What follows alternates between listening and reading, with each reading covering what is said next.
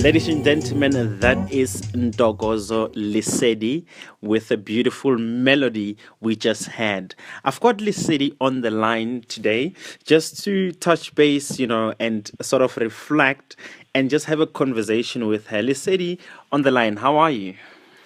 Hi, I'm well, thank you. How are you? I'm okay. Thank you for really giving us a wonderful worship piece. And, Lesedi, we do have got a lot of singers out there, people who worship and things like that.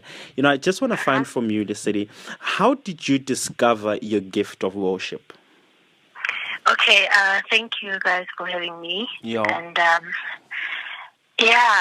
And, I can say I discovered my gift of worship the moment I got saved. All right. When I got saved, I started singing when I was still in school, in primary. Yeah. I started singing in choirs at school and everything like that. But once I got saved, I got to experience a whole different side to singing, singing with a purpose.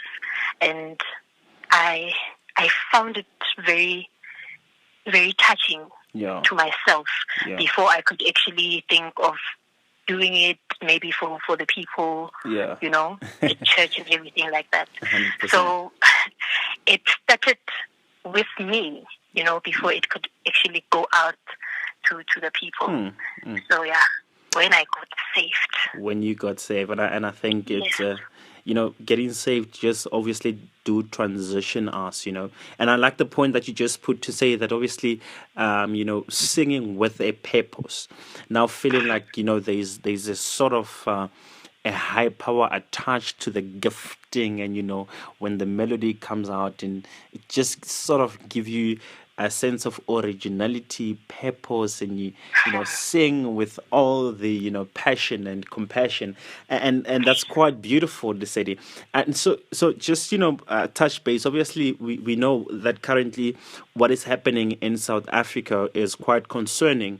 And, there's obviously people sounding politically correct about what the status quo, and obviously touching on issues of poverty, touching on issues of political agendas and things like that. And obviously your gift as a worshiper, I just want you to share with us, what worship means, to the current state of South Africa, in your view.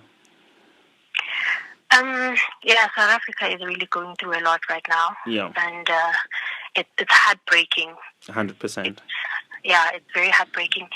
So to me, when you worship, worship to me is like you submit to the person you're worshiping to, So you surrender yourself, you submit, and you sort of like give all the glory and all your trust, your faith in that particular person.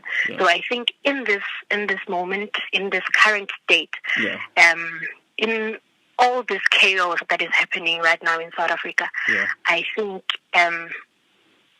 we as people who are saved, who believe and have already submitted ourselves to God, I think this is the time where we should really, really take our hearts to Him and tell Him how much we acknowledge Him as God, Worship Him in truth and in spirit, and let Him know that we are nothing without Him, you know.